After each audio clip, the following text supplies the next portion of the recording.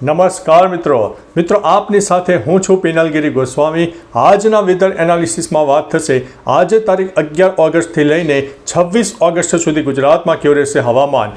અત્યારે જે વરાપનો રાઉન્ડ ચાલી રહ્યો છે તે દરમિયાન ગુજરાતમાં કયા જિલ્લામાં વરસાદની શક્યતા છે, ગરમીનું પ્રમાણ કેટલું રહેશે, પવનનું પ્રમાણ કેટલું રહેશે, આવનારા દિવસોમાં એવી કઈ મજબૂત સિસ્ટમ સક્રિય થશે જે દક્ષિણ ગુજરાતથી લઈને ગુજરાતના મોટાભાગના વિસ્તારોને વરસાદ આપશે અને આ જે સિસ્ટમ હશે લાંબા ગાળાની સિસ્ટમ હશે।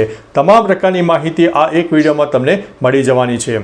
મિત્રો આજે તારીખ 11 ઓગસ્ટ છે તો આજે વહેલી સવારથી જે ગુજરાતમાં આંશિક વાદળોનો રાઉન્ડ જોવા મળ્યો છે। કોઈ જગ્યાએ તો અપર ક્લાઉડ તો કોઈ જગ્યાએ લો ક્લાઉડ જોવા મળી રહ્યા છે। મિત્રો યાદ રાખજો કે જે જગ્યાએ લો ક્લાઉડ ફોર્મેશન સર્જાતું હોય, ભેજનું પ્રમાણ વધારે સર્જાતું હોય, જે તે વિસ્તારમાં વરસાદની શક્યતા વધુ રહેતી હોય છે। અપર ક્લાઉડને આપણે તેમાં ગણતરીમાં લેતા નથી।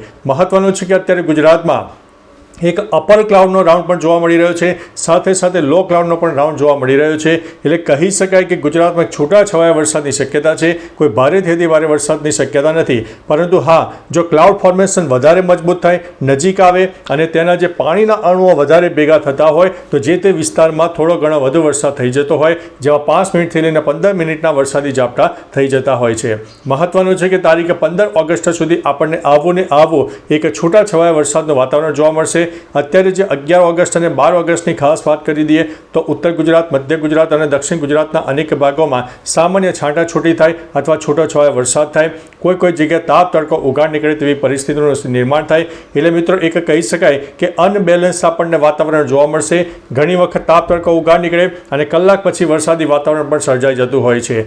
મહત્વનું છે કે સૌરાષ્ટ્ર અને કચ્છમાં પણ અત્યારે એક વાદળછાયું વાતાવરણ આગામી 24 કલાકમાં સર્જાઈ જશે, પરંતુ એટલી મોટી પણ સિસ્ટમ સક્રિય નથી જે ભારેથી ભારે વરસાદ આપે અને સાર્વત્રિક વરસાદ આપે।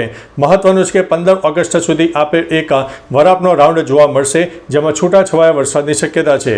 તારીખ 16થી લઈને 26 તારીખનું જે સેશન છે એ મજબૂત સેશન આવી રહ્યું છે। એક મજબૂત સાયક્લોનિક સિસ્ટમની અસર જોવા મળશે, અરબી સમુદ્રના ભેજવાળા પવનો જોવા મળશે, દક્ષિણ ગુજરાતથી લઈને કેરળ સુધી વરસાદની એક ટફ રેખા પણ જોવા મળશે। એટલે તમામ પ્રકારના એવા પરિબળો છે કે ગુજરાતમાં સારામાં સારો વરસાદ આપશે।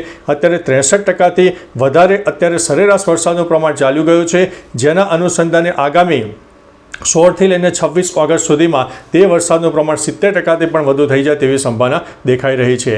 અને આ જે વરસાદનો રાઉન્ડ આવશે સૌરાષ્ટ્ર, મધ્ય ગુજરાત, દક્ષિણ ગુજરાતના અનેક વિસ્તારને વ્યાપક અસર કરશે।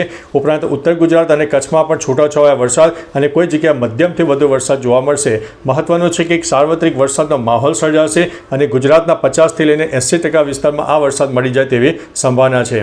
બીજી તરફ મિત્રો આ બંગાળની ખાડી અને અરબી સમુદ્ર પણ ધીમે ધીમે એક્ટિવ થઈ રહી છે। એટલે દક્ષિણ ભારત સહિત મધ્ય ભારત અને મધ્ય ભારત સહિત પશ્ચિમ ભારત એટલે કે ગુજરાતના અનેક ભાગોને તેમાંથી પ્રભાવિત થશે। એટલે મિત્રો આપણે જે વરસાદની રાહ જોઈને બેઠા છે તે વરસાદનો રાઉન્ડ આપણને 16થી 26 ઓગસ્ટમાં એક મજબૂત વરસાદનો રાઉન્ડ જોવા મળી શકે છે। બાકી મિત્રો તમારા વિસ્તારમાં વરસાદનું પ્રમાણ કેવું છે, તાપ તડકો ઉગાડ હોય, ગરમીનું પ્રમાણ કેટલું છે, તમામ પ્રકારની માહિતી આપી દેજો।